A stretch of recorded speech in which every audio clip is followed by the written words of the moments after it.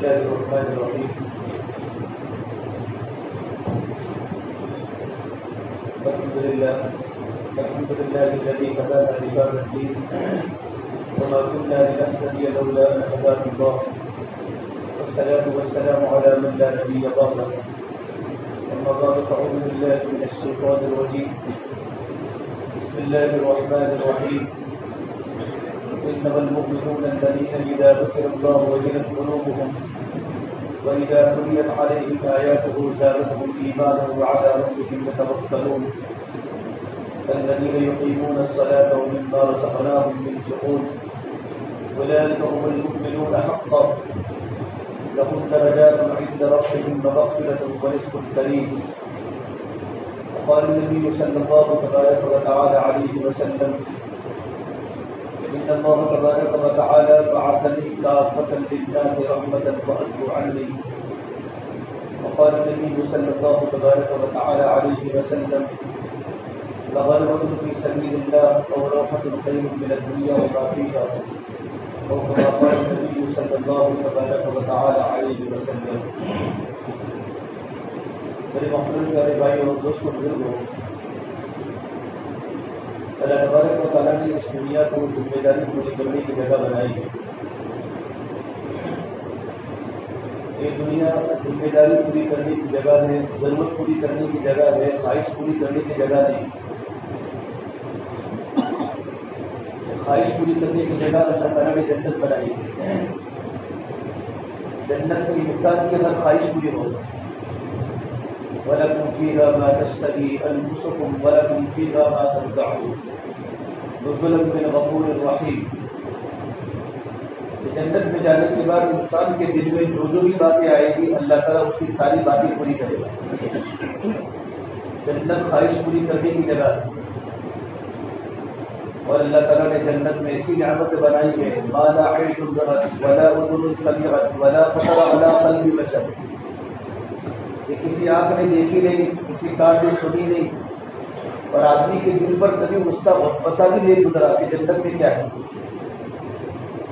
اتنی بڑی بڑی جنت میں اللہ تعالیٰ نے انسانوں کے لیے نعمتیں رکھی جنتوں کے لیے.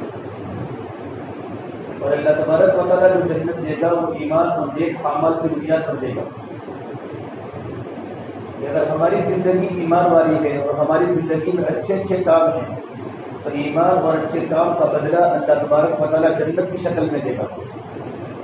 ان الذين آمنوا وعملوا الصالحات كانت لهم جنات الفردوس نزلا خالدين فيها لا يبغون عنها حولا. ایمان اور نیک عمل کے بعد جو بدلہ ملے گا وہ جنت الفردوس ملے گا. اور جنت میں جانے کے بعد انسان کبھی بھی واپس نہیں آئے گا بلکہ جنت میں ہمیشہ رہے گا. جنت دائمی جگہ ہے. اور اللہ تبارک و تعالیٰ کی طرف سے اعلان ہوگا: یہ جنتیوں، اب تم کو ہمیشہ یہاں رہنا ہے، ہمیشہ یہاں رہنا ہے، اب تمہاری واپسی نہیں ہے. جنت میں آرام سے زندگی گزارو، مزے اڑاؤ، کھاؤ پیو، جنت کے باغوں میں کھیلو. کبھی تم بیمار نہیں ہوگے، کبھی تمہاری موت نہیں آئے گی. تو جنت کو اللہ تبارک و تعالیٰ نے خواہش پوری کرنے کی جگہ بنائی کہ جنت میں انسان کی ہر خواہش پوری ہوگی. کہ دنیا تو انسان کے ضرورت پوری کرنے کی جگہ ہے. جیسے ایک انسان کاروبار پر جاتا ہے ضرورت پوری کر کے آ جاتا ہے. ایک انسان کھانا کھاتا ہے تو کھانے کی ضرورت پوری ہو جاتی ہے. پانی پیتا ہے تو پانی کی ضرورت پوری ہو جاتی ہے.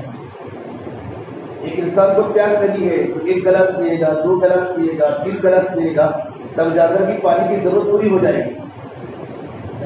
ایک انسان کو حاجت کا تقاضا ہے تو بیت الخلا جائے گا، کیونکہ بیت الخلا میں بیٹھے رہتا ہے.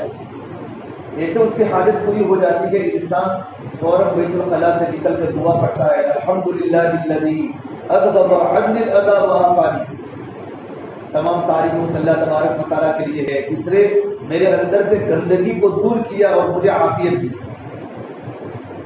اتنی بڑی اللہ تبارک و تعالیٰ کی نعمت ہے. ان لوگوں کو جا کر پوچھو جن کو قبضے کی گیس کی تکلیف ہے. الحمدللہ الذی اذهب عني العذاب وعافانی، کہ اللہ تیری تعریف ہے کہ تو نے میرے پیٹ سے ساری گندگی دور کر دی اور مجھے عافیت دی.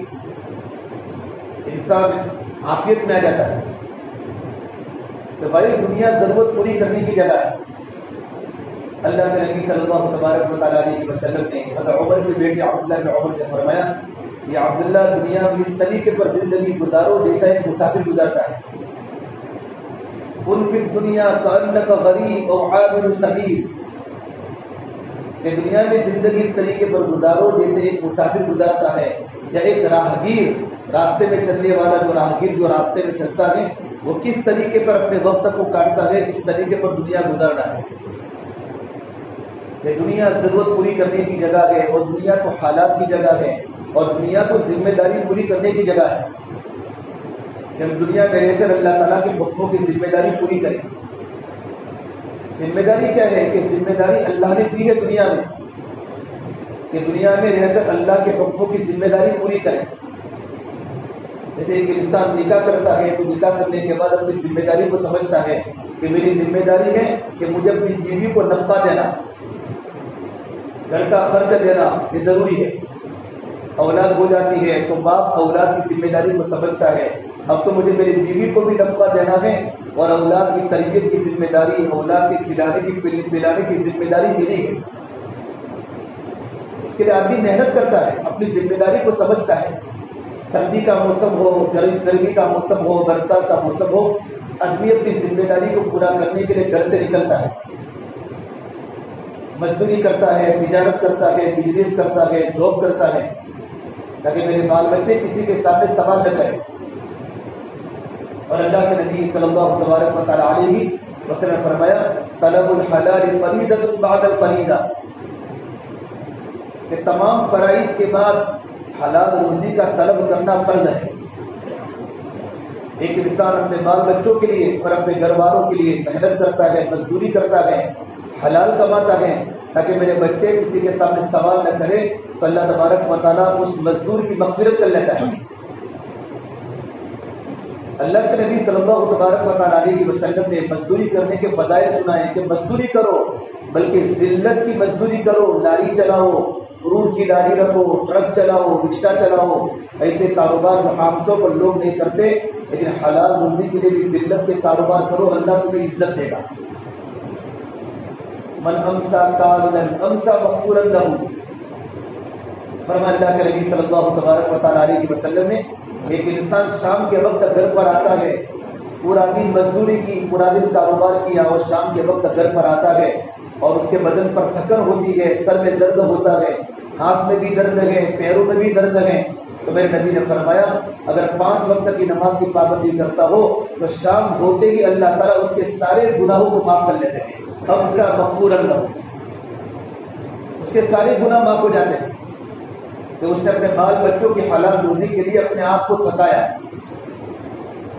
اللہ کے نبی صلی اللہ تبارک و تعالیٰ علیہ وسلم غزوہ تبوک میں گئے، اللہ کے راستے میں واپس آنے کے بعد آپ کی ملاقات جابر بن عبداللہ سے ہوئی، جو بڑے صحابی ہیں، ان کے 7 بہنیں تھیں، 7 بیٹیاں تھیں، بچیوں والا خاندان تھا، بوجھ تھا، 7 بیٹیاں تھیں، ان کی ذمہ داری تھی۔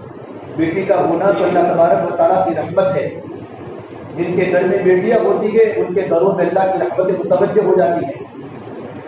فرمایا اللہ کے نبی صلی اللہ تبارک و تعالیٰ علیہ وسلم نے، جس کے گھر پر 1 بیٹی ہو یا 2 بیٹی ہو یا 3 بیٹیاں ہوں، ان بچوں کی اچھی تربیت کرے، ان کو اچھی تعلیم دے اور ان کا اچھی جگہ پر نکاح کراوے، اور بچوں کی پیدائش پر بوجھ نہ سمجھے۔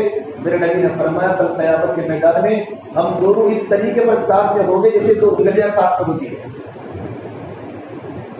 آپ صلی اللہ تبارک و تعالیٰ علیہ وسلم نے اپنی 2 انگلیوں کا اشارہ کر کے فرمایا ہم میدان محشر میں ہم دونوں اس طرح ساتھ میں کھڑے رہیں گے۔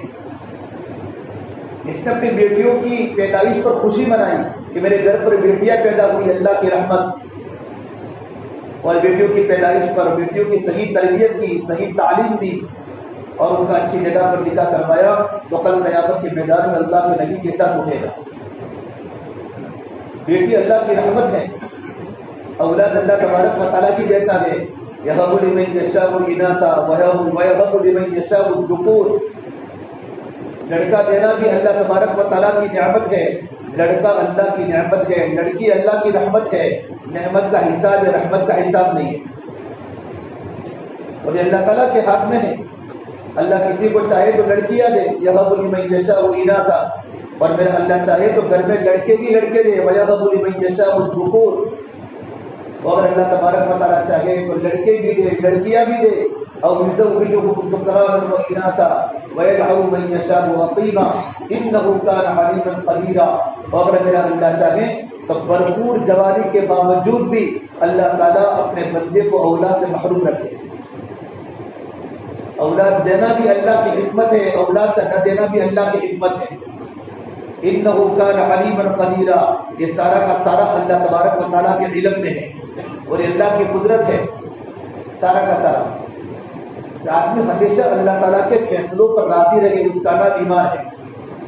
تقدیر پر راضی رہنا، اللہ تعالیٰ کی تقدیر کے سامنے کبھی شکایت نہیں کرنا، بلکہ اللہ کے فیصلوں پر راضی رہنا، یہ انبیاء علیہ السلام کی شان ہوتی ہے، یہ نبیوں کی صفت ہوتی ہے، مومنین کی صفت ہوتی ہے۔ المؤمنون هينون لينون كالجبل العارف ان قيل ان قال وان انيك على صخرة استناها، ایمان والا اللہ تبارک و تعالیٰ کی اطاعت میں ایسا ہوتا ہے جیسے نکیل پڑا ہوا اونٹ، جو اونٹ نکیل پڑا ہوا ہوتا ہے وہ اونٹ کو تم صحرا میں چلاؤ تو بھی چلتا ہے، ریت میں چلاؤ تو بھی چلتا ہے، سڑک پر چلاؤ تو بھی چلتا ہے، کہ اس کے ناک پر نکیل آ چکی ہے، وہ اپنے مالک کے تابع ہو چکا ہے۔ ایمان والا جو ہوگا، ایمان مومنی کی صفت ہے کہ مومن اطاعت گزار ہوتا ہے۔ صلی اللہ کے نبی صلی اللہ تبارک و تعالیٰ علیہ وسلم اللہ تعالیٰ سے دعا کی، اللہم سامعین مطیعین، یہ اللہ تبارک و تعالیٰ ہمیں سننے والا بنا، ہمیں اطاعت کرنے والا بنا۔ یہ اللہ کے نبی کی دعائیں ہیں، اللہم سامعین مطیعین واولیاء ومخلصین ومرافقۃ مصاحبین، یہ اللہ ہمیں دین کی بات سننے والا بنا دے، دین کی باتوں پر عمل کرنے والا بنا دے، اطاعت کرنے والا بنا دے، اور ہمیں دین کے کام میں اخلاص دے دے، اور ساتھیوں کی ہمدردی دے دے کہ میں اپنے ساتھیوں کی قدر کروں، اطاعت بھی کرنا ہے، بات بھی سننا ہے، اللہ سے اخلاص بھی مانگنا ہے، اور اپنے تعلقات والوں کی قدر بھی کرنی ہے کہ ہم سب مل کے کام کریں۔ تو بھائی دنیا ہے ذمہ داریوں کی پورا کرنے کی جگہ ہے کہ انسان دنیا میں رہ کر ذمہ داری کو پورا کرے۔ یہ سب سے پہلی ذمہ داری کیا ہے کہ سب سے پہلی ذمہ داری اللہ کا حق ہے۔ تو جب اللہ تبارک و تعالیٰ کے بندے ہیں تو دنیا میں اللہ تبارک و تعالیٰ کے سامنے اپنی بندگی بتانی ہے۔ اللہ کے نبی صلی اللہ تبارک و تعالیٰ علیہ وسلم اللہ تعالیٰ کے سامنے فرماتے تھے، یہ اللہ تو میں تو تیرا بندہ ہوں، بڑا نہیں ہوں بلکہ بندہ ہوں۔ اللہ تعالیٰ کو بندگی پسند ہے کہ اللہ تبارک و تعالیٰ کے حکموں کے سامنے بندہ اپنے آپ کو جھکا دے۔ یہ انبیاء کی شان ہوتی ہے کہ انبیاء علیہ السلام اللہ تبارک و تعالیٰ کے حکموں کے سامنے سرنڈر ہو جاتے ہیں، اللہ تعالیٰ کے حکموں کے سامنے جھک جاتے ہیں کہ اللہ تعالیٰ کے حکموں کی ذمہ داری پوری کرنی ہے اطاعت کے ساتھ۔ جب آدمی کے دل میں ایمان ہوتا ہے ایمان، تو ایمان کے آنے کے بعد انسان اللہ تعالیٰ کے احکام کو بوجھ نہیں سمجھتا، بلکہ اللہ تبارک و تعالیٰ کے حکم کو پورا کرنے کی انسان خوشی محسوس کرتا ہے۔ جب دل میں ایمان کی حلاوت آتی ہے، اور ایمان کی جو دل میں حلاوت آتی ہے وہ دعوت سے آتی ہے، ایمان تو دعوت سے بنتا ہے اور ایمان تو مجاہدے سے پکتا ہے۔ جتنا آدمی مجاہدے کے ساتھ زندگی گزارے گا اس کا اندر کے ایمان میں جلا پیدا ہوگا، اس کے ایمان میں نور پیدا ہوگا، ایمانی صفات زندگی میں آئے گی کہ ایمان تو بنے گا دعوت سے اور ایمان پکے گا مجاہدوں سے۔ کہ اللہ کے نبی صلی اللہ تبارک و تعالیٰ علیہ وسلم نے تمام صحابہ کرام کو مجاہدی کے بٹی میں ڈالا۔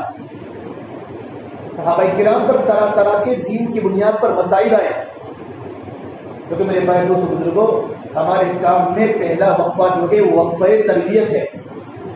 تربیت کا وقفہ ہوتا ہے، اور تربیت کا تعلق بشاشت سے نہیں ہے، تربیت کا تعلق مجاہدوں سے ہے۔ حضرت فرماتے تھے اسلام تکلیفوں سے پھیلتا ہے، کفر راحتوں سے پھیلتا ہے۔ دنیا میں جتنا بھی اسلام پھیلے گا وہ اسلام تکلیفوں سے پھیلے گا اور کفر راحتوں سے پھیلے گا۔ باطل تعیش کے راستے سے پھیلتا ہے اور حق مجاہدے کے راستے سے پھیلتا ہے۔ کہ باطل پھیلے گا عیش کے راستے سے اور حق پھیلے گا غربت کے راستے سے اور مجاہدوں کے راستے سے۔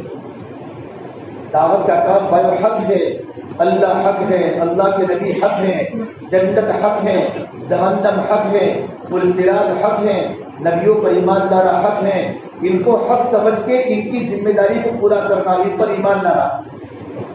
آمنت باللہ وملائکتہ وکتبہ ورسلہ والیوم الآخر والقدر خیرہ وشرہ من اللہ تعالی والبعث بعد الموت۔ یہ چھوٹے چھوٹے بچوں کو مدارس ایمان مفصل پڑھایا جاتا ہے کہ بچوں کے عقیدے کو ٹھیک کرایا جاتا ہے کہ میں اللہ پر ایمان لاتا ہوں، فرشتوں پر ایمان لاتا ہوں، اللہ کی کتابوں پر ایمان لاتا ہوں، اللہ کے رسولوں پر ایمان لاتا ہوں، اچھی تقدیر پر میرا ایمان ہے، بری تقدیر پر میرا ایمان ہے کہ حالات اللہ تبارک و تعالیٰ کی لاتے ہیں اور حالات اللہ تبارک و تعالیٰ کی ختم کرتے ہیں، کہ تقدیر کے اثر وہ بھی اللہ کے قبضے میں ہے، تقدیر کا خیر بھی اللہ کے قبضے میں ہے، اور دنیا سے دوبارہ اللہ کے سامنے کھڑا ہونا ہے، موت کے بعد ہماری زندگی ہے، اس پر بھی ہمارا ایمان لانا ہے، یہ ہمارا ایمان ہے۔ جب دل میں ایمان کی حلاوت مقصود ہوگی تو ایمان کی حلاوت کے بعد اللہ تعالیٰ کے حکموں کو پورا کرنا آسان ہوگا۔ کچھ دیہات کے حضور کی خدمت میں آئے کہ اللہ کے نبی صلی اللہ تبارک و تعالیٰ علیہ وسلم ہم ایمان لائے، قالت الاعراب آمنا، اللہ کے نبی کے پاس آ کر کہا ہم تو ایمان قبول کے ایمان لائے۔ تو اللہ تبارک و تعالیٰ نے محمد عربی صلی اللہ تبارک و تعالیٰ علیہ وسلم کو فرمایا، اے نبی جی آپ ان دیہات والوں سے بتا دو کہ تم ایمان نہیں لائے بلکہ تم اسلام میں داخل ہوئے۔ قل لم تؤمنوا ولكن قولوا اسلمنا، کہ تم ایمان نہیں لائے بلکہ تم اسلام میں داخل ہوئے۔ ولما يدخل الايمان في قلوبكم، ابھی تک تمہارے دلوں میں ایمان داخل نہیں ہوا۔ ایمان کی علامتیں ہیں کہ ایمان جب دل میں داخل ہو جاتا ہے تو ایمان کی علامتیں انسان کے بدن سے ٹپکتی ہیں، کہ تم نے ظاہر میں کلمہ پڑھا ہے لا الہ الا اللہ محمد رسول اللہ صلی اللہ علیہ وسلم، لیکن کلمے کے لائن کے جو تقاضے ہیں یہ تمہارے دلوں پر نہیں اترے۔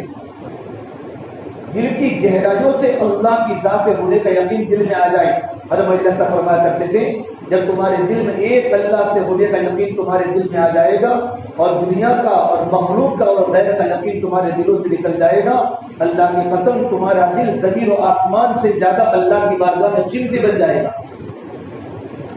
کہ تمہارے دلوں میں ایمان داخل نہیں ہوا ہے۔ وَإِن تُطِيعُوا اللَّهَ وَرَسُولَهُ لَا يَلِدْكُم مِّنْ أَعْمَالِكُمْ شَيْئًا، کہ تمہارا ایمان اس وقت معتبر ہوگا جب تم اللہ تبارک و تعالیٰ کے سامنے اور اللہ کے رسول کے سامنے تم جھک جاؤ۔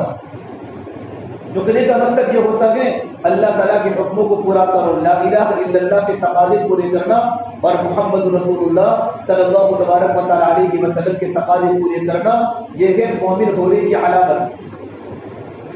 اللہ کے نبی صلی اللہ تبارک و تعالیٰ علیہ وسلم نے کلام اللہ کی آیت پڑھی، أَفَمَن يَهْدِ اللَّهُ أَن يَشْرَحَ صَدْرَهُ لِلْإِسْلَامِ، کہ اللہ تبارک و تعالیٰ جس انسان کو ہدایت دیتا ہے اللہ تعالیٰ اس کے دل کو اسلام کے لیے کھول دیتا ہے۔ اللہ پاک جب کسی کو ہدایت دینے کا ارادہ فرماتے ہیں تو میرا اللہ اس کے دل کو اسلام کے لیے کھول دیتا ہے۔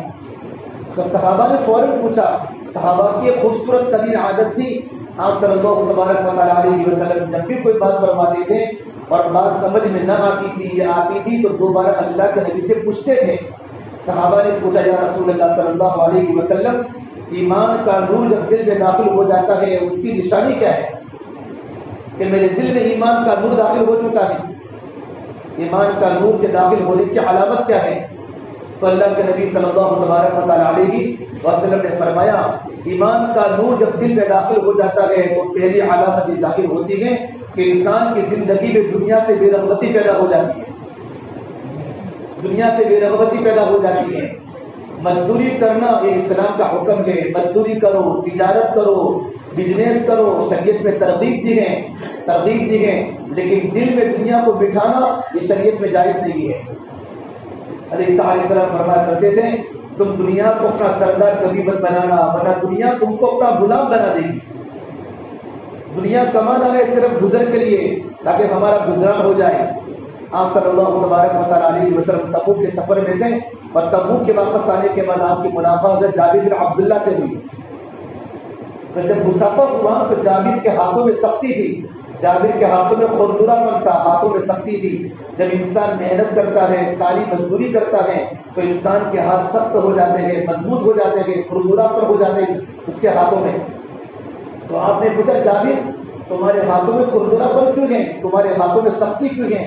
تو کہ اللہ کے نبی صلی اللہ علیہ وسلم اولا زیادہ ہے، گھر کی ضرورت کو پورا کرنے کے لیے میں لکڑیاں کاٹتا ہوں، لکڑیاں کاٹتا ہوں. تو میرے آقا صلی اللہ علیہ وسلم نے جابر بن عبداللہ کے ہاتھ کو چوما اور آپ نے فرمایا هذه يد لا تمسه النار، یہ مبارک ہاتھ ہے جس کو جہنم کی آگ کبھی چھو نہیں سکتی. جس کے لب پر وحی مچل لگی ہو، اس نبی صلی اللہ علیہ وسلم نے ایک مزدور صحابی کے ہاتھ کو چوم کر مزدوروں کو بتایا کہ مزدوری کرنا بھی اللہ کی عبادت ہے. من امسا کالن امسا مغفورا لہ، کہ شام کی حالت میں اس حالت میں لوٹا کہ اس پر بال بچوں کی ذمہ داری کا بوجھ ہے، بدن میں درد ہے، 5 وقت کی فرض کی پابندی کرتا ہے، شام ہوتے ہی میرا اللہ اس کے گناہوں کو معاف کر لیتا ہے. بہت بڑی چیز ہے. عبداللہ بن مبارک رحمۃ اللہ علیہ بہت بڑے اللہ والے گزرے ہیں. یہ بڑے مبارک اتنے بڑے محدث تھے کہ ان کے درس میں جو ان کے سبق کو لکھنے والے جو ہوتے تھے 1000 کا مجمع صرف ان کے سبق کو لکھتا تھا اور لاکھوں کا مجمع ان کی باتوں کو سنتا تھا. ان کے زمانے میں ایک حداد کا لوہار مزدوری کرنے والا اس کا انتقال ہو گیا. کسی نے خواب میں پوچھا کیسی گزری؟ کہ اللہ تبارک و تعالیٰ نے میرا مقام تو امام احمد بن حنبل علیہ رحمہ کے ساتھ کر دیا. امام احمد بن حنبل حضرت عبداللہ بن مبارک کتنے بڑے عالم کہ میرا حشر تو عبداللہ بن مبارک کے ساتھ کر دیا. عبداللہ مبارک رحمۃ اللہ علیہ کتنے بڑے بزرگ، کس مقام کے بڑے عالم، متقی، صوفی، اور یہ حداد لوہا کٹنے والا وہ یوں کہتا ہے کہ اللہ تعالیٰ نے میرا مقام حضرت عبداللہ بن مبارک کے ساتھ کر دیا. تو گھر جا کر ان کی بیوی کو پوچھا کیا کارگزاری ہے؟ یہ تو لوہار تھا، مزدوری کرنے والا، اور اس کا اتنا بڑا مقام ایک ولی کے ساتھ. تو اس کی بیوی نے 2 باتیں بتائی کہ اس کے دل میں اللہ کی عظمت بہت تھی کہ جب بھی وہ لوہا ٹوٹتا تھا لوہا اس کے کان میں اذان کی آواز پڑتی تھی. اللہ کی بڑائی اس کے دل میں بہت تھی، اللہ کے نام کی عظمت تھی. اللہ کی بڑائی بولتے بولتے آدمی کے دل میں اللہ کی عظمت آ جاتی ہے. جب اس کے کان میں اذان کی آواز پڑتی اللہ اکبر اللہ اکبر، اللہ سب سے بڑا ہے، اللہ سب سے بڑا ہے. اگر اس نے لوہے واتا ہے جو اٹھانے کا وہ کوڑا اگر اس نے ہاتھ میں لیا ہوتا نا ہتھوڑا، اگر کان میں اذان کی آواز پڑتی تو ہتھوڑا پیچھے ڈال دیتا تھا، لوہا نہیں ٹوٹتا تھا. اب مجھے مزدوری کرنے کا حکم نہیں ہے، اب مجھے میرے اللہ نے خدا کے گھر میں بلایا کہ مزدوری کرنے والا مزدوری کرتے کرتے جنت کے باغوں میں داخل ہو رہا ہے اور بہت بڑا مقام لے رہا ہے بڑے علماء کے ساتھ، بڑے بزرگوں کے ساتھ. تو اس کے کان میں اس کے دل میں اللہ کی عظمت تھی. میرے بھائیو دعوت کی مبارک محنت کا خلاصہ یہ ہے ہمارے دل میں اللہ تبارک و تعالیٰ کی عظمت آ جائے، ہمارا ایمان مضبوط ہو جائے، یقین ہو تو اللہ پر ہو، اور توکل ہو تو اللہ پر ہو، خوف ہو تو اللہ پر ہو. یقین اللہ پر ہوگا، خوف اللہ پر ہوگا. حضرت فرماتے تھے یقین کے بقدر خوف آئے گا، جتنا اللہ تعالیٰ کی ذات پر یقین بڑھتا چلا جائے گا اتنا اللہ کے دل میں خوف آتا رہے گا. جس کا یقین ہوتا ہے اس کا خوف دل میں آتا ہے. ابا کا یقین ہوتا ہے تو ابا کا خوف دل میں آتا ہے. بادشاہ کا یقین ہوتا ہے تو بادشاہ کا خوف دل میں آتا ہے. حضرت عمر کے بیٹے مدینہ منورہ میں جا رہے ہیں اور راستے میں دیکھا مدینہ منورہ کی گلی میں کچھ لوگ کھڑے ہوئے ہیں. پوچھا کیوں کھڑے ہو؟ وہ سواری پر سوار تھے کہ بیڑیا آ چکا ہے اور بیڑیا سڑک کے دوران بیٹھ چکا ہے اور اس نے مجمع کو روک لیا ہے. پورا مجمع جمع ہے، راستہ روکا ہوا ہے. حضرت عمر کے بیٹے حضرت عبداللہ بن عمر رضی اللہ تعالیٰ عنہ اپنی سواری سے نیچے اترے، نزل من دابتہ، اپنی سواری سے نیچے اترے اور بیڑیے کا کان پکڑ کے کہا یہ اللہ کے بندے یہاں بیٹھا ہے، مسلمانوں کا راستہ روکتا ہے، یہاں سے اٹھ جا. وہ بیڑیا دم ہلاتا ہلاتا بھاگ گیا. اور یہ فرماتے تھے میں تو عمر کا بیٹا ہوں، میں نے زندگی میں خدا کے خوف کے سوا کسی کا خوف دیکھا ہی نہیں. ہمارے گھر میں تو صرف اللہ کے خوف کی باتیں ہوتی تھی، اللہ کے یقین کی باتیں ہوتی تھی. اور میرے ابا حضرت عمر فاروق نے ہمیں صرف اللہ سے ڈرنے کا حکم سکھایا ہے. ہم اللہ کے سوا کسی سے نہیں ڈرتے کیونکہ ہمارا یقین ایک اللہ کی ذات پر ہے. پھر پورے مجمع کے سامنے تقریر فرمائی چھوٹی سی، فرمایا ابن آدم کا یقین جس چیز پر ہوتا ہے اللہ تعالیٰ اسی چیز کو ابن آدم پر مسلط کرتے ہیں. اگر ابن آدم کے دل میں اللہ کا یقین ہوگا تو اس کے دل میں اللہ کا ڈر ہوگا، اور اگر ابن آدم کے دل میں اللہ کے علاوہ کسی کا یقین ہوگا تو اللہ تعالیٰ مخلوق کا ڈر اس کے دل میں ڈال دیں گے، اللہ کا یقین اللہ کا ڈر اس کے دل سے نکال دیں گے. دل میں بایا دو باتیں جمع نہیں ہوتی. جس کو دنیا کا غم لگے گا اللہ اس کے دل سے آخرت کے غم کو نکال دے گا، اور جس کے دل میں آخرت کا غم لگے گا اللہ اس کے دل سے دنیا کے غم کو نکال دے گا. دل میں دو باتیں جمع نہیں ہوتی. اگر دل میں آخرت کا غم ہے تو دنیا کا غم دل سے نکل جائے گا، اور دنیا کا غم ہے تو آخرت کا غم دل سے نکل جائے گا. تو پہلی ایمان کی علامت بتائی کہ دنیا سے بے رغبتی پیدا ہو جائے. ایمان کا نور جب دل میں داخل ہو جاتا ہے تو پہلی علامت ہے کہ کیا نشانی ہے کہ انسان دنیا کماتا بھی ہے، مزدوری بھی کرتا ہے، لیکن اپنے کاروبار کو عبادت کے تابع بنایا، اپنے بزنس کو عبادت کے تابع بنایا، دعوت کے تابع بنایا. میرے بھائیوں کاروبار کو اپنے قبضے کرو، ہم کاروبار کے قبضے نہ ہو جائیں. صحابہ کرام کھیتی باڑی بھی کرتے تھے، مدینہ کے انصار کھیتیاں بھی تھی، باغات بھی تھے، اور مکہ کے صحابہ بڑے ٹاپ کے تاجر بھی تھے، چھوٹے تاجر بھی تھے. عثمان ذی النورین بڑے ویاپاری ہیں، حضرت عبد الرؤف مدینے کے مالدار صحابی ہیں، بڑی بڑی تجارتیں کرنے والے صحابی. میرے نبی نے فرمایا عبد الرحمن جنتی ہیں، عثمان جنتی ہیں، سعید جنتی ہیں، ابو بکر جنتی ہیں. جو مکہ المکرمہ کی بڑی بڑی دکانیں والے کہ دنیا میں ان کو جنت کی بشارت سنائی کہ کاروبار کو دعوت کے تابع کیا اور کاروبار کو عبادت کے تابع کیا، عبادت اور دعوت کو اپنے کاروبار کے تابع نہیں کیا. یہ صحابہ کرام کی صفات تھے، اللہ کو سمجھے ہوئے تھے، ذمہ داری کو سمجھے ہوئے تھے. تو ایک بات فرمائی کہ اس کے دل میں اللہ کی عظمت بہت تھی. ابن عمر فرماتے رضی اللہ تعالیٰ عنہ، ابن عمر بھی فرماتے ہیں، ابن عباس بھی فرماتے ہیں، اور ابن مسعود تینوں عبادلہ فرماتے ہیں. ہم مدینہ منورہ کے بازار میں کھڑے تھے اور اچانک مدینہ کے اندر اذان ہوئی، اللہ اکبر اللہ اکبر، اثر کی اذان ہوئی. ہم نے دیکھا مدینے کی دکان والے، مدینے کی کھیتی باڑی کرنے والے، ان کے کانوں میں اذان کی آواز پڑی ہے، مسجدوں کی طرف اس طریقے پر بھاگ بھاگ کر آ رہے ہیں جیسے ان کو کسی نے بلایا ہو. کہ جب اللہ کی آواز کے سننے کے بعد اب میں کاروبار نہیں کر سکتا، اب دکان نہیں کر سکتا، میرا اللہ جو دکان کے کھلنے پر روزی دیتا تھا نماز کے وقت میں دکان کے بند کرنے پر روزی دیتا، دکان کے بند کرنے پر روزی دیتا. ایک غریب صحابی اللہ کے نبی خدمت میں، یا رسول اللہ صلی اللہ تبارک علیہ وسلم، میرے گھر میں کھانے کا فاقہ ہے، میرے گھر میں تنگی ہے، آپ کوئی عمل بتا دیجئے. تو میرے نبی نے فرمایا نماز کی پابندی کرو، اللہ تمہارے گھر سے رزق کی تنگی کو دور کر دے گا. اور آپ نے کلام اللہ کی آیت پڑھی، وَأَمُرْ أَهْلَكَ بِالصَّلَاةِ وَاسْتَبِرْ عَلَيْهَا لَا نَسْأَلُكَ رِزْقًا نحن نرزقك والعاقبۃ للتقوى. اے محمد صلی اللہ تبارک علیہ وسلم اپنے گھر والوں کو نماز کا حکم کیجیے اور خود بھی نماز پر چلیے. ہم آپ سے روزی کا سوال نہیں کرتے، روزی تو ہم خود دیتے ہیں، اچھا انجام اللہ سے ڈرنے والوں کا ہوگا. تو تینوں صحابہ فرماتے ہیں جب عصر کی اذان ہوئی پورا کا پورا مجمع مسجدوں کی طرف آ رہا ہے. کسی وقت ہماری زبان پر یہ آیت جاری ہو گئی کہ آیت اللہ تبارک و تعالیٰ نے انہی لوگوں کے بارے میں نازل فرمائی ہے، رجال لا تلہیہم تجارۃ ولا بیع عن ذکر اللہ واقام الصلاۃ وایتاء الزکاۃ. یہ تو ایسے مرد ہیں جن کی تجارت، جن کا خریدنا، جن کا بیچنا، جن کا مزدوری کرنا اللہ کے ذکر سے، نماز کے قائم کرنے سے اور زکوٰۃ کے دینے سے نہیں روکتا، کہ ان کے دل میں خوف ہے. اس کا خوف ہے، کاروبار کے ختم ہونے کا خوف نہیں ہے، بلکہ اس دین کا خوف ہے. یخافون یوما تتقلب فیہ القلوب والابصار. وہ ایسے دین سے ڈرتے ہیں جس دن آنکھیں بھی پلٹ جائے گی اور جس دن دل بھی پلٹ جائیں گے. قیامت کا خطرناک دن، قبر کا خطرناک دن، میدان محشر میں جمع ہونے کا دن، جب اللہ تبارک و تعالیٰ کے سامنے پائے پائے کا حساب دینا ہے، اللہ کے سامنے زندگی کا حساب دینا ہے، اور اللہ تبارک و تعالیٰ کے سامنے اپنی جوانی کا ثواب دینا ہے، اور مال کا سوال حساب ہوگا.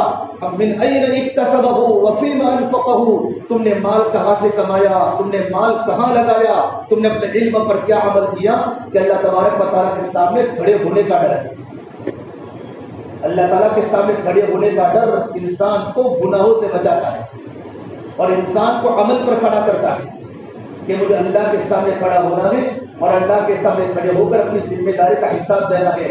خدا کرے یہ ہمارا کام کرنے والا عملہ ہمارے سامنے آخرت کا استعداد ہو جائے کہ مجھے اللہ کے سامنے کھڑے ہو کر اپنی ذمہ داری کا سوال، ذمہ داری کا جواب دینا ہوگا. یہ اللہ کی دین کی محنت ہے کہ اللہ کی دین کی محنت ہمیں کرنی ہے. کاروبار کے ساتھ کرو لیکن دین کی محنت کو مقدم رکھو.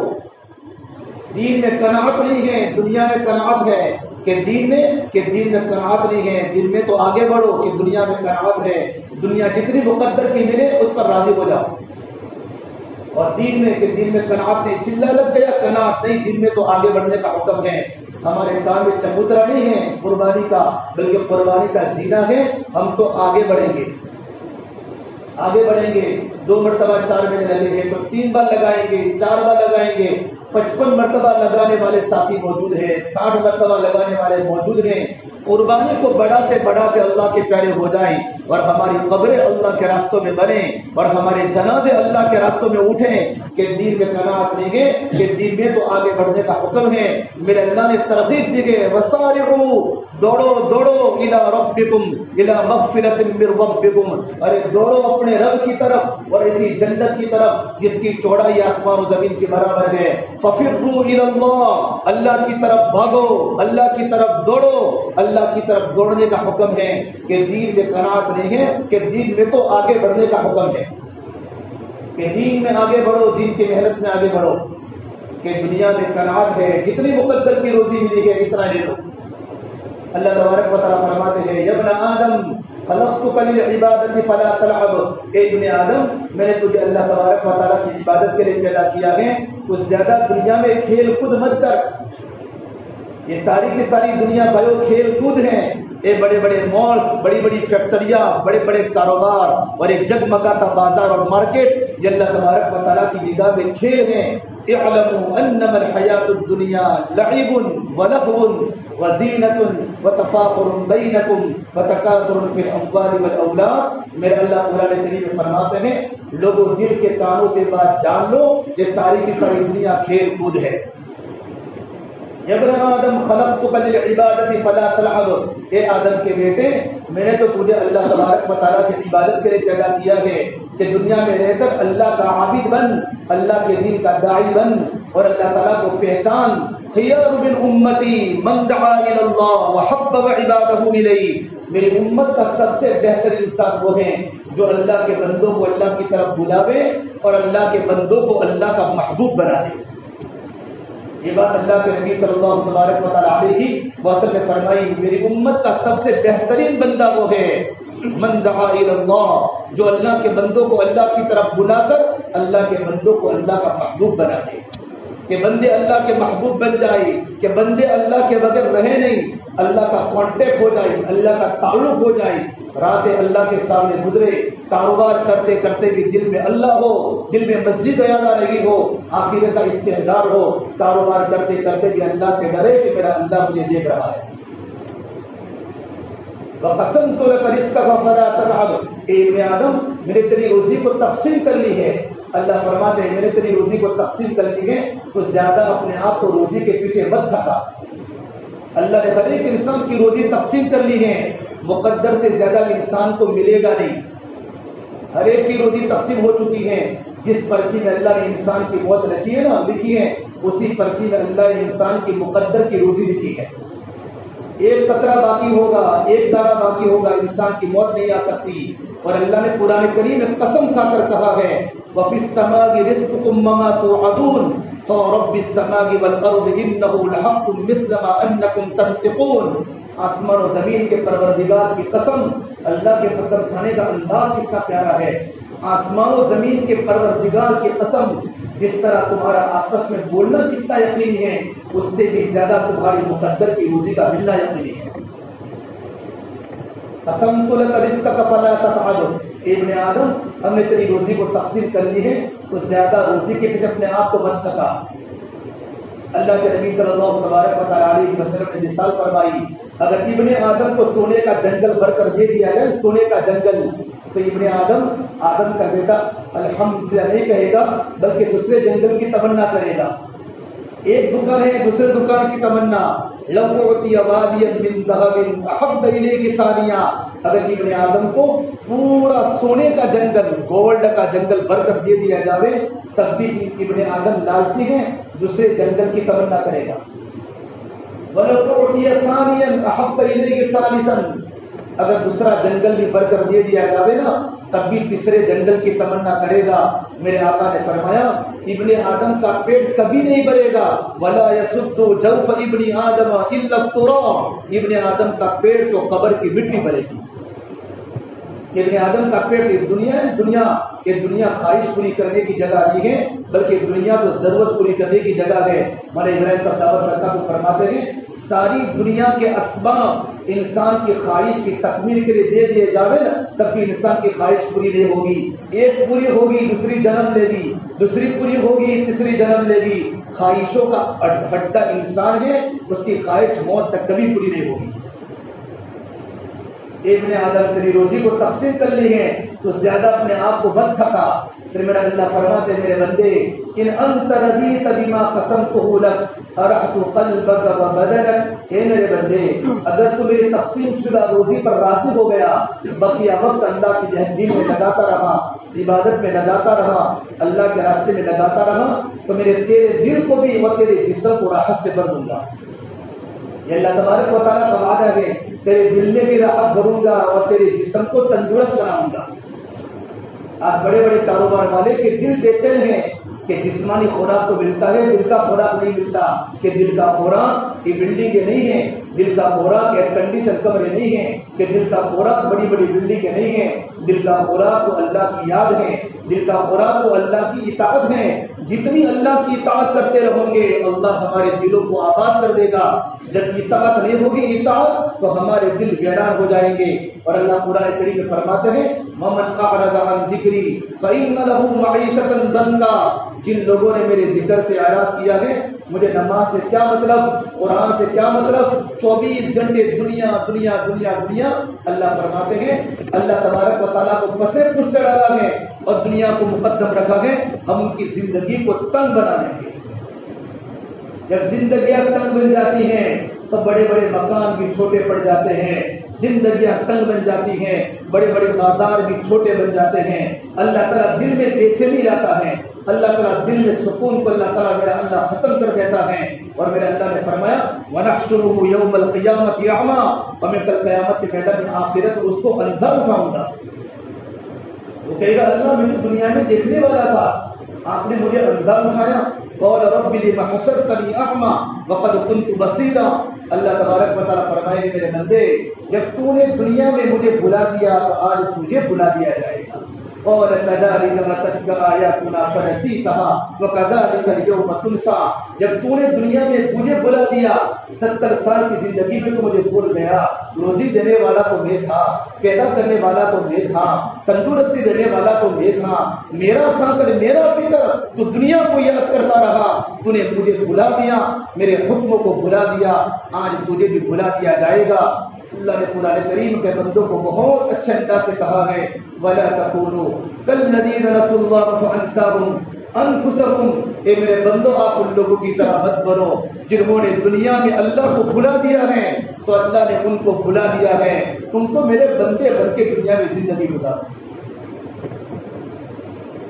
میرا اللہ فرماتے ہیں اے میرے بندے اگر تم میری تقسیم شدہ روزی پر راضی ہوتا رہا اور تیری تشکیل پر تو اللہ کے راستے میں نکلتا رہا، اذان کے کلمات پر تو دکانوں کو بند کر کے نماز کی پابندی کرتا رہا، قرآن کی تلاوت کو کرتا رہا، اللہ کے ذکر کو کرتا رہا، تو میرے تیرے دل میں سکون ڈالوں گا، تیرے جسم میں صحت ڈالوں گا۔ پھر اللہ میرے فرماتے ہیں اگر میرے بندے وَإِلَّمْ، اگر تم میری تقسیم شدہ روزی پر راضی نہ ہوا، تقسیم شدہ روزی پر راضی نہ ہوا، بس میں اور کماتا رہوں اور مال بناتا رہوں، تو میرا اللہ اپنی عزت کی قسم کھا کر کہتے ہیں فَبِعِزَّتِي وَجَلَالِي لَأُسَلِّطَنَّ عَلَيْكَ الدُّنْيَا، میرے عزت کی قسم، میرے جلال کی قسم، میں تجھ پر دنیا کو مسلط کر دوں گا۔ تَرْكَضُ فِيهَا رَدَّ الْوُحُوشِ فِي الْبَرِيَّةِ، تو دنیا میں اس طریقے پر بھاگے گا روزی کی دوڑ میں جس طرح جنگلی جانور اپنے بھوک کے لیے جنگلوں میں دوڑتے ہیں، تو اس طریقے پر دوڑے گا، بھاگے گا، اور اتنے بھاگنے کے باوجود اتنی بھی روزی ملے گی جتنی کہ میرے مقدر ملے گی۔ انسان اپنے جان و مال کی ترتیب بنائے کہ اللہ نے دنیا کو ذمہ داری پوری کرنے کی جگہ بنائی ہے، تو میرے نبی نے فرمایا ایمان کے نور کی پہلی نشان یہ ہے، ایمان کا نور جب دل میں داخل ہو جاتا ہے تو انسان دنیا سے بے رغبت ہو جاتا ہے۔ دوسری بات فرمائی وَقِرَابَةُ إِلَىٰ دَارِ الْخُلُودِ، ایمان کا نور جب دل میں داخل ہو جاتا ہے اس کی دوسری علامت یہ ہے کہ انسان کے سامنے آخرت کی زندگی آ جاتی ہے اور انسان دن بدن آخرت کی طرف متوجہ ہوتا ہے کہ مجھے مرنا ہے، مجھے قبر میں جانا ہے اور مجھے اللہ کے سامنے کھڑا ہونا ہے۔ تو انسان اس کے لائن کی تیاری کرتا ہے، قبر میں جانے کی تیاری کیا ہے، آخرت کی تیاری کیا ہے۔ اور اللہ کے نبی صلی اللہ تبارک و تعالیٰ علیہ وسلم فرمایا عقل مند انسان وہ ہے اپنے نفس کی نگرانی کرتا رہے اور موت سے پہلے پہلے موت کی تیاری کرے کہ آخرت کا استحضار پیدا ہو جائے۔ بڑے بڑے صحابہ کرام 24 گھنٹے آخرت کے استحضار میں ہوتے تھے۔ سعید بن مسیب رحمۃ اللہ علیہ کتنے بڑے اللہ کے ولی گزرے ہیں، مسجد نبی میں زندگی گزاری ہے۔ سعید بن مسیب نے اتنے بڑے زیتون کے تاجر کہ لوگ ان کو سعید زیتونی کے نام سے پکارتے تھے۔ جب ہوتا ہے ہمارے ہاں ایک کانچ والا، ایک برف والا، ایک لوکھڑ والا اور ایک کرانہ والا، کہ انسان کاروبار میں اتنا مست ہو جاتا ہے کہ لوگ سرنیم نہیں جانتے، لوگ اس کے کاروبار کے نام سے پہچانتے ہیں کہ سعید بن مسیب رحمۃ اللہ علیہ اتنے بڑے بزنس مین تھے، زیتون کے تاجر تھے کہ لوگ سعید زیتونی کے نام سے پکارتے تھے۔ وہ فرماتے اللہ کی قسم میری زندگی کے 25 سال ایسے گزرے ہیں کہ میں نے کسی مقتدی کی پیٹھ نہیں دیکھی، سمجھتے ہو، میں نے کسی مقتدی کی پیٹھ نہیں دیکھی، ہمیشہ سفر اللہ کی پابندی کی ہے، امام کی پیٹھ دیکھی ہے، کبھی میں نے کسی مقتدی کی پیٹھ نہیں دیکھی۔ اور میری زندگی کے 15 سال ایسے گزرے ہیں کہ میری مسجد جانے کے بعد اذان ہوئی ہے۔ اتنے بڑے تاجر جب اللہ کے حکم کو پورا کر سکتے ہیں تو ہم نہیں کر سکتے۔ بھائی سامنے آخرت ہوتی تھی، موت کی تیاری ہوتی تھی کہ سامنے موت ہے، سامنے قبر کی تیاری ہے۔ عبدالرحمن رضی اللہ تعالیٰ عنہ مدینے کے مالدار صحابی، میرے نبی نے فرمایا عبد الرحمن تو رحمان کے تاجر ہیں۔ مدینہ منورہ کے اندر اچانک شور ہوا۔ عائشہ نے پوچھا اپنے خادم کو کہ مدینہ میں اتنا سارا شور ہو رہا ہے، کیا کسی نے مدینے پر چڑھائی تو نہیں کی؟ تو خادم دیکھنے کے لیے آیا تو مدینے کے مارکیٹ میں حضرت عبدالرحمن کا مدینہ منورہ میں مال آیا ہوا ہے اور اتنا سارا اونٹوں کا قافلہ ہے کہ پہلا اونٹ مدینے کی مارکیٹ میں ہے اور آخری اونٹ مصر کے بازاروں میں ہے، ایجپٹ میں۔ اتنے بڑے مالدار اور سارے کے سارے اونٹ گلوں سے بھرے ہوئے ہیں، سونا سے، چاندی سے، اناج سے، گلے سے بھرے ہوئے ہیں اور شور ہو رہا ہے غریبوں کا، یتیموں کا اور چھوٹے چھوٹے بیپاری کا جو مال کو لیتے ہیں ان کا شور ہو رہا ہے۔ تو غلام میں جا کر حضرت عائشہ کو جا کر کارگزاری سنائی۔ حضرت عائشہ نے فرمایا، یہ میرے غلام کو فرمایا عبد الرحمن کو جا کر کے تو عبد الرحمن اتنا سارا مال ہوتے ہوئے جنت میں کیسے جاؤ گے؟ حلالها حساب حرامها حرام، کہ حرام پر تو عذاب ہے لیکن حلال کا تو حساب ہے۔ اللہ کے سامنے حلال روپے کا بھی حساب دینا پڑے گا۔ انسان آزاد نہیں ہوتا کہ میں تو حلال کماتا ہوں، حلال کا بھی حساب دینا پڑے گا کہ حلال کمانے والے فضول خرچی نہیں کر سکتے، حلال کمانے والے تبذیر نہیں کر سکتے کہ اسراف اور تبذیر یہ اللہ تبارک و تعالیٰ کی ناشکری کی باتیں ہیں۔ تبذیر کرنے والے اسراف بولتے ہیں جائز کاموں میں زیادہ خرچ کرنا، تبذیر بولتے ہیں ناجائز کاموں میں ادھر ادھر خرچ کرنا۔ قرآن کہتا ہے تبذیر کرنے والے تو شیطان کی بائیں ہیں۔ حلال کمانے کے بعد انسان آزاد نہیں ہوتا۔ ایک مرتبہ حضرت آپ صلی اللہ تبارک و تعالیٰ علیہ وسلم مدینہ منورہ سے جا رہے تھے، ایک صحابی کو دیکھا حضرت سعد وقاص کو وضو کر رہے ہیں اور وضو میں پانی زیادہ گر رہا ہے، تھوڑا سا زیادہ پانی۔ تو آپ نے کہا یا سعد مہاد سر یہ فضول خرچی کہاں سے آ گئی؟ تو کہ اللہ کے نبی صلی اللہ تبارک و تعالیٰ علیہ وسلم اور پھر وضو بسترفن، کیا وضو کے اندر بھی فضول خرچی ہے؟ تو میرے نبی نے کہا اس ذات کی قسم جس کے قبضے میری جان ہے، وَإِن كُنتَ عَلَىٰ نَهْرٍ جَارٍ، اگر تو جاری نہر پر بھی بیٹھا بیٹھا وضو کر رہا ہے، اگر تو نے پانی کو زیادہ استعمال کر لیا تو کل قیامت کے میدان میں اللہ کے سامنے تجھے پانی کا حساب دینا پڑے گا۔ یہ اسراف، یہ فضول خرچی کہ حلال کمانے کے بعد بھی انسان آزاد نہیں ہوتا۔ حضرت عائشہ نے فوراً تنبیہ فرمایا عبد الرحمن اتنا سارا مال ہوتے ہوئے جنت میں کیسے جاؤ گے؟ تو غلام نے آ کر فرمایا عبد الرحمن کو فرمایا عبد الرحمن، عائشہ یہ فرماتی کہ سارے مجمع کے سامنے حضرت عائشہ کا پیغام سنایا۔ اسی وقت حضرت عبد الرحمن رضی اللہ عنہ نے اپنا سارا کا سارا تجارت کا مال اللہ کے دین کے مصارف پر، یتیموں پر، بیواؤں پر، اور جتنے لوگ کھڑے تھے ان تمام پر سارا کا سارا مال صدقہ کر دیا، ہدیہ کر دیا، اور یہ فرمایا ماں عائشہ کو جا کر کہہ دو ہم جنت میں ایسے جائیں گے۔ جنت میں جانے کی ترتیب بتائی کہ جان کی بھی ترتیب ہے، مال کی بھی ترتیب ہے، کہ جان کے بھی ہم آزاد نہیں ہیں، مال میں بھی ہم پابند ہیں، اور جان میں پابند ہیں کہ جان کہاں لگے گا جہاں اللہ کا حکم ہے، کہ مال کہاں لگے گا جہاں اللہ کا حکم ہے۔ اللہ کے نبی صلی اللہ تبارک علیہ وسلم نے تمام صحابہ کرام کی جانیں اللہ کے راستے میں لگائی، اور مال جس کے پاس تھا اپنی حیثیت کے مطابق تمام سامان مال لگایا، ہر ایک کی جان اللہ کے راستے میں لگی۔ اس سے مولانا ابراہیم صاحب فرماتے ہیں حضرت مولانا صاحب کا مضبوط تشکیل کے وقت غریب کی غربت سے متاثر مت ہونا، مشغول کی مشغولی سے متاثر مت ہونا، اس پر رحم یہ ہے کہ اس کی تشکیل کی جائے اور اس کو اللہ کے راستے میں نکل کر اللہ کے سامنے کھڑا کیا جائے۔ جب اس کے سامنے اللہ کی باتیں آئے گی، اللہ کی بڑائی کی باتیں وہ سنے گا، تو اللہ کی بڑائی کے سننے کے بعد مخلوق کا تعصب اس کے دلوں سے نکل جائے۔ اللہ کی بڑائی کو بولنا، اللہ کی طاقت کو بولنا، اللہ تعالیٰ کو اپنی بڑائی بہت پسند ہے کہ میرا بندہ میری بڑائی کرے۔ اللہ کو اپنی بڑائی بہت پسند ہے۔ حضرت یوسف علیہ السلام جب مصر کے گورنر بنے، تفسیر طبری نے روایت نقل کی ہے، جب مصر کے گورنر بنے، غلام بنتے بنتے بادشاہ بنے، یوسف علیہ السلام کو اللہ نے جیل سے بھی گزارے، محل سے بھی گزارے، جیل سے بھی گزارے، محل سے بھی گزارے۔ جیل سے کیوں گزارے؟ ان کو بادشاہ بنانا تھا آگے، تاکہ یوسف کو پتہ چلے جیلوں میں قیدیوں کی زندگی کیا ہوتی ہے۔ کسی غریب سے جا کر پوچھو غریبی میں سسکنے کا مزہ کیا ہے، کسی بھوکے سے پوچھو کہ سوکھی روٹی کا مقام کیا ہے، کسی پیاسے سے پوچھو کہ پانی کے گھاٹ کا مقام کیا ہے، اور کسی سونے والے سے پوچھو کہ ٹوٹی کھانٹ کی قیمت کیا ہے، اور کسی بیمار سے پوچھو کہ تندرستی کی چند گھڑیوں کی قدر کیا ہے۔ اللہ نے یوسف علیہ السلام کو جیل سے بھی گزارے، محل سے بھی گزارے، تاکہ جیل کی تکلیف ان کے سامنے آئے کہ قیدی کیسی زندگی گزارتا ہے۔ یوسف علیہ السلام مصر کے بادشاہ بنے، اور جب قحط پڑا پورے مصر میں اور قحط دور تک چلا گیا، یوسف علیہ السلام کا لمبا قصہ ہے، انہوں نے پوری مال کی ترتیب بنائی کہ قحط کے مال کو کیسے استعمال کرنا ہے، پہلے مال کو جمع کیا اور مال کو خرچ کرنا ہے۔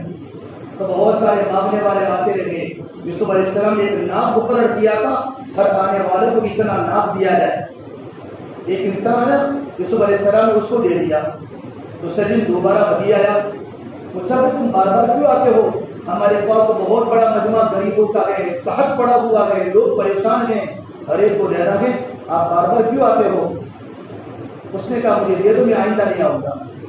اللہ کے نبی یوسف علیہ السلام نے اس کو 2 مرتبہ دیا، تیسرے دن پھر آیا تو یوسف علیہ السلام تھوڑے اور ناراض ہوئے اللہ کے نبی تھے، تو اس نے کہا یوسف مجھے جانتے ہو میں کون ہوں؟ کہ میں نہیں جانتا۔ یا یوسف انت تعرفنی من انا، آپ جانتے ہو میں کون ہوں؟ کیا لا اعرف یا اخی، میں بھائی میں آپ کو نہیں جانتا۔ کہ یوسف علیہ السلام جس وقت آپ پر زلیخا نے تہمت ڈالی تھی، زلیخا نے، اور پورے مصر کی مارکیٹ میں آپ کی بدنامی کا چرچا ہو رہا تھا، اور لوگ آپ کو ذلت کے نام سے پکارتے تھے، اور جو بچہ گہوارے میں سو رہا تھا اور جس بچے نے آپ کے بارے میں گواہی دی تھی، ان کان قمیصہ قد من قبل فصدقت وهو من الكاذبین وان کان قمیصہ قد من دبر فكذبت وهو من الصادقین۔ یوسف علیہ السلام کا کرتا دیکھو، اگر آگے سے پٹا ہوا ہے تو یوسف علیہ السلام جھوٹے ہیں، زلیخا سچی ہے، اگر پیچھے سے پٹا ہوا ہے تو یوسف علیہ السلام سچے ہیں، زلیخا جھوٹی ہے۔ فلما رأى قمیصہ قد من دبر، جب کرتے کو دیکھا گیا تو پیچھے سے پٹا ہوا تھا، قال انه من کیدکن ان کیدکن عظیم، یہ تو زلیخا کی مکاری ہے، یہ پورا قصہ ہے۔ تو جو بچہ گہوارے میں سو رہا تھا وہ بچہ میں تھا جس نے آپ کے نام کو روشن کیا تھا۔ یوسف علیہ السلام نے فرمایا بھائی جب بھی انسان میرے محل میں آوے، بیت المال میں آوے، اس کے لیے اناج بھر دو، گندے بھر دو، اس کے گھر کو بھر دو، اس نے میرے نام کو روشن کیا تھا۔ اللہ تبارک و تعالیٰ کی طرف سے آواز ہے، اے یوسف، ایک انسان نے جب تیرے نام کو روشن کیا تو نے اس کے لیے مصر کے سارے خزانوں کے منہ کھول دیے، خزانے کے گلے کھول دیے۔ میری عزت کی قسم، میرے جلال کی قسم، جو گلی گلی میں گھوم کر میرے نام کو روشن کرے گا اور میرے گیت گائے گا، میری عزت کی قسم میں اس کے لیے جنت کے آنکھوں کے دروازے کھول دوں گا۔ آؤ اللہ کی تعریف کرو، اللہ کی بڑائی بولو، اللہ کے گن گاؤ۔ اللہ کے راستے میں نکلنے کے بعد انسان کو جو اطمینان ملتا ہے وہ اللہ کی بڑائی سے ملتا ہے۔ اللہ کے راستے میں نکل کر آدمی کے دل میں اللہ کی محبت پیدا ہو جاتی ہے، تیسرے مجمع کو اللہ کے راستے میں نکالا جاتا ہے اور 15 شعبان کی جماعت اللہ کے راستے میں جا رہی ہے۔ کتنا خوش نصیب وہ مجمع بیٹھا ہے جو مجمع کل اللہ کے راستے میں نکلے گا، اللہ کے راستے میں نکلے گا۔ اللہ کے راستے میں نکلنے کے بعد ان کی سحری بھی اللہ کے راستے میں، ان کی افطاری بھی اللہ کے راستے میں۔ رمضان کے ایک روزے پر، رمضان کی ایک نماز پر 70 ایک فرض نماز 70 فرضوں کے برابر، ایک نفل ایک فرض کے برابر۔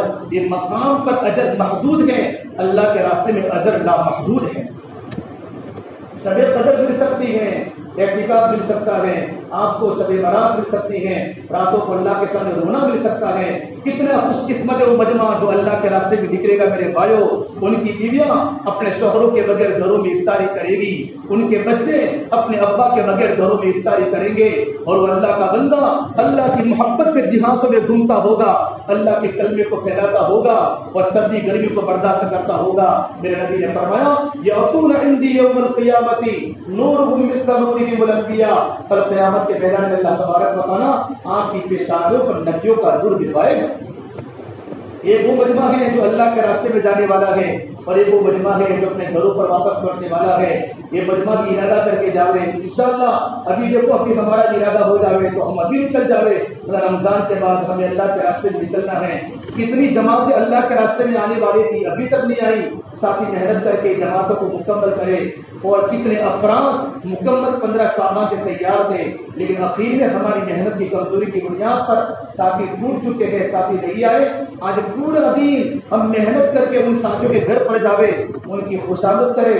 مولانا اسماعیل صاحب گودرا فرماتے ہیں اتنی خوشامد کرو، اتنی خوشامد کرو، اتنی خوشامد کرو کہ اللہ کو بھی رحم آ جائے اور اس کو بھی رحم آ جائے۔ جس طریقے پر ایک بھیک مانگنے والا کتنی خوشامد کرتا ہے، تمہارے کپڑے پکڑتا ہے، تم غصے ہوتے ہو پھر مانگتا ہے، دعائیں دیتا ہے تاکہ اللہ تعالیٰ تم پر رحم کرے۔ فرمایا اس طریقے پر خوشامد کر کے ان کی تشکیل کرو، ان کو اللہ کے راستے میں بھیجو گے، ان کی زندگی بنے گی، ان کے اندر کا ایمان بنے گا تو انسان کو اعمال پر کھڑا کرے گا اور انسان اللہ کے ساتھ راتوں کو رونے والا بنے گا۔ پورے گجرات میں نہیں پورے ہندوستان میں جماعتیں 15 شعبان سے نکل لگی ہیں۔ رمضان اللہ کے راستے میں ہوگا، بہت بڑا مجمع، جسے ہمارے دیہاتوں کا اکثر مجمع عید اللہ کے راستے میں کر کے آتا ہے، 40 دن سے اوپر بھی وقت بڑھا دیتا ہے۔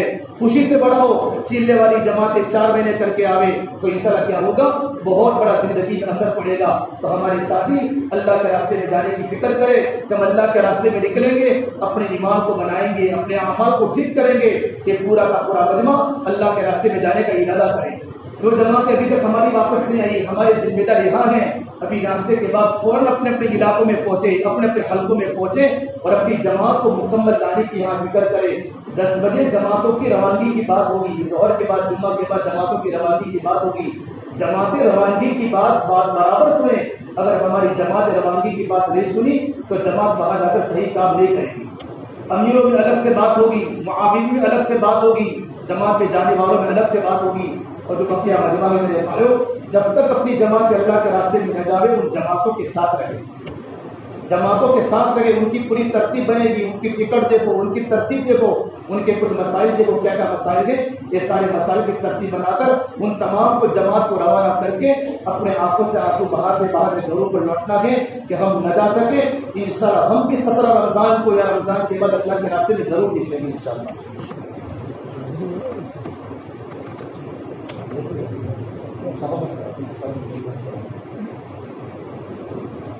جماعتیں یہاں پر موجود ہیں تو وہ ذرا بتلا دیں تاکہ دوپہر کا نظام بھی آسان ہو اور ہمارے سامنے جماعتوں کا خاکہ بھی ہو۔ حسینی پاک گھنٹے کی 4 ماہ کی جو جماعت ہے وہ یہاں پر موجود ہیں۔ کتنے ساتھی ہیں؟ 11 ساتھی سب موجود ہیں۔ مسجد صالحین عثمانی حنفی کی جماعت دلی جانے والی 4 ماہ کی جماعت، اگر اس کی کوئی ساتھی یہاں پر؟ مسجد صالحین عثمانی حنفی کی اقصی حلقے کی ہے ساتھی یہاں پر موجود؟ वसूल करके आ रहे हैं। तो ये जमात के साथी जो है वो 10 बजे से पहले इनको वसूल करके तो यहाँ पर ले आ 10 बजे की रवानगी की बात होगी इंशाअल्लाह। अक्सा हल्के की चिल्ले की जमात, 4 माह की जमात, हरिद्वार जाने वाली जमात मौजूद है यहाँ पर। कितने साथी है जमात के साथी वो हाथ उठा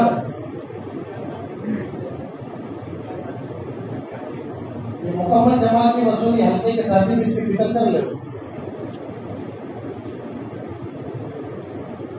एक जमात 4 माह की मदरसा अल-फजल की है, वो इंशाअल्लाह 24 तारीख को जाएगी। वो तलबा है, वो तलबा घर गए हुए हैं, उनके सामने एक रवानगी की बात हो चुकी है। दारुल कुरान की जमात चिल्ले की शादी यहाँ पर है सब। जमात नंबर 6 नूर हल्का मस्जिद रहमान की जमात चिल्ले की जमात, सारे साथी हैं मौजूद यहाँ पर। कलाना गांव की जमात चिल्ले की बेलगाम जाने वाली जमात है मौजूद, सारे साथी। दूसरी जमात जब खुर्जा जाएगी वो जमात के साथी है मौजूद है सब दूसरी जमात के भी। हाजा मस्जिद की जमात मैसूर जाने वाली, एक ही साथी, दूसरे सब है। अली इबादत खाने की जमात मोहम्मदी हल्का रायगढ़ जाने वाली है, सारे साथी जमात। कहाँ है आप? एक है, आपके साथ 2 3 4 5 6 माशाअल्लाह। हर एक जमात जो है अब आइंदा की मजलिसों में आगे फिक्र करें कि जमात पूरी अपने सारे साथियों के साथ बैठे, अलग अलग ना बैठे। अभी से हम इज्तिमाइयत के साथ बैठे, पूरे वक्त हमारे इज्तिमाइयत के साथ गुजरे। तो हमारी जो जमात है उनको तरगीब देवे कि वो रवानगी की बात में हर जमात अपनी जमात के साथियों के साथ बैठे। खारोड़ी इलाही मस्जिद की जमात जयपुर जाने वाली है मौजूद, सारे साथी। अल-फलाह हल्का मस्जिद यूसुफ की जमात पानीपत जाने वाली, मस्जिद यूसुफ की जमात है मौजूद। अल-फलाह हल्के के साथी कुछ बैठे हुए यहाँ पर।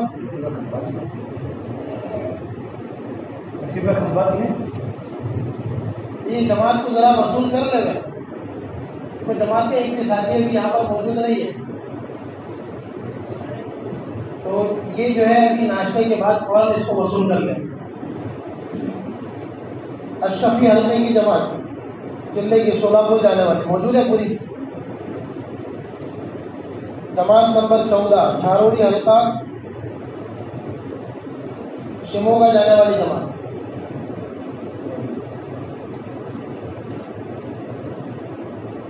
जमात नंबर 15 अल-फजल हल्के की मुबारक मस्जिद की जमात विकास नगर जाने वाली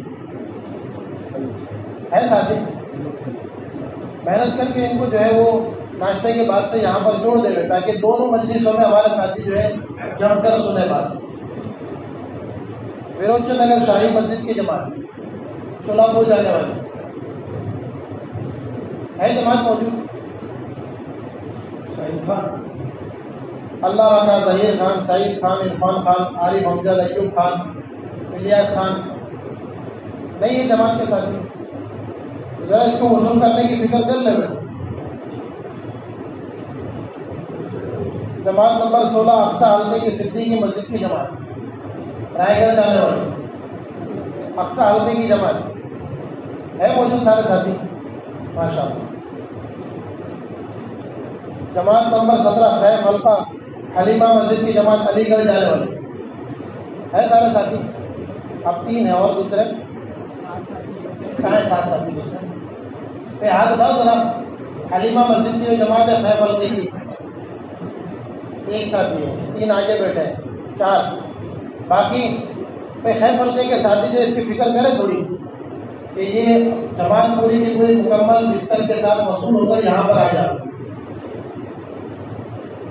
जमात नंबर 18 विरोचन नगर की बेलगाम जाने वाली जमात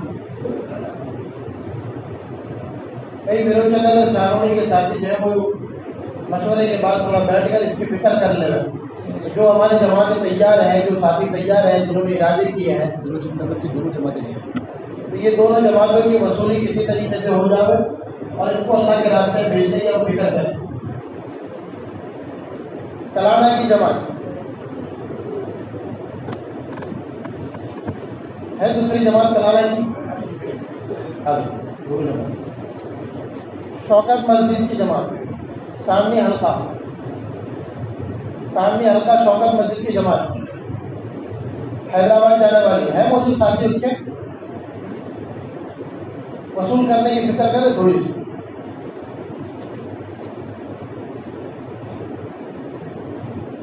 محمدی حلقے کی ایک جماعت ہے رائے گڑھ جانے والی ہے، جماعت کے ساتھی محمدی حلقے کے ساتھی اس کی فکر کر لے رہے۔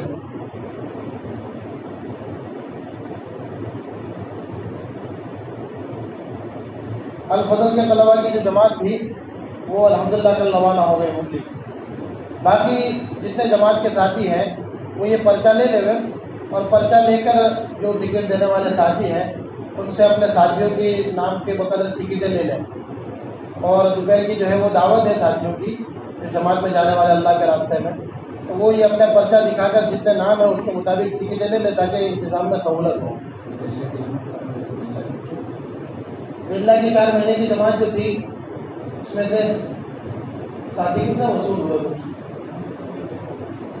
ابھی تھوڑی اس کی محنت کر لیں، تو آج کا دن اگر ہم نے محنت کر لی انشاءاللہ یہ نکل جائیں گے، اور اگر آج ہم نے ہتھیار ڈال دی اور محنت نہیں کی تو پھر یہ ساتھی نہ جانے پھر کب جائیں گے، کب ان پر تشکیل ہوگی۔ ابھی لمبے وقت سے محنت ہوئی ہے، تشکیلیں ہوئی ہیں، ساتھیوں نے ارادے کیے ہیں، اب تھوڑی ہماری وصولی کی اگر ہم نے فکر کر لی تو انشاءاللہ جماعتیں اپنے رخ پر روانہ ہو جائیں گی، اور اگر وصول نہیں کیا تو پھر یہ جو ہے رہ جائیں گے۔ اس لیے بھائی ساتھی دعاؤں کا بھی اہتمام کریں، اس کی فکر بھی کریں کہ جن حلقوں کی جماعتیں مکمل نہیں ہیں یا یہاں پر نہیں آئی ہیں تو ان کو تیار کر کے بستر کے ساتھ وصولی کے ساتھ ان کو یہاں پر لے آوے۔ اب ان کا وقت جب شروع ہو گیا ہے تو یہاں سے پھر آگے کی ان کی ترتیب بن جائے گی، چاہے ان کا جو ہے ٹکٹ 2-3 دن کے بعد کی ہو، 4 دن کے بعد کی ہے، 22-23 تاریخ کی بھی ہوگی تو ان کا جو ہے انتظام یہاں سے بنے گا، لیکن وہ حلقوں سے نکل کر وہ جماعتیں یہاں الفضل میں آ جاتی ہیں۔ ٹھیک ہے بھائی، سب ساتھی فکر کرتے ہیں نا انشاءاللہ؟ ٹھیک ہے، ساتھی جو ہے وہ ناشتے سے فارغ ہو جاوے، 10 بجے جماعتوں کو جوڑنے کی فکر کریں۔ نگر کی دونوں جماعتیں نہیں پہنچی ہیں، شاہین مسجد کی اور اپنے چھوٹی مسجد کی دونوں جماعتیں نگر کی نہیں ہیں، صالحین کی جماعت نہیں ہے اور اپنے محمدی حلقے کی جماعت نہیں ہے، اور جو جماعتیں نہیں آئی وہ ساری جلدی فکر کرو۔ اور یہ جو ہمارا نگر والا جو حلقہ ہے یہ اپنی دیلہ کی 4 ملک کی جماعت کے بارے میں ساتھی یہاں سے مشکل محنت میں جا کر وہ جماعت کو مشکل کر کے آتے ہیں۔ ذمہ دار کا مسئلہ یہ ہوگا، اللہ ذمہ دار کو حل کرے گا، لیکن وہ جماعت پوری بنی ہوئی ہے، جماعت کو توڑے نہیں ہے، بس سمجھ میں۔ اور باقی ساری جماعتیں اپنی طرف پہنچ چکی ہے، جو ساتھی کم گئے وہ جماعت کو مکمل کرنے کی کوشش کرے، اللہ تعالیٰ تمام کو مکمل کرنے کی توفیق عطا فرمائے۔ سبحانک اللہم و بحمدک، نشہد ان لا الہ الا انت، نستغفرک و نتوب الیک۔ سبحان ربک رب العزة عما یصفون، وسلام علی المرسلین، والحمد للہ رب العالمین۔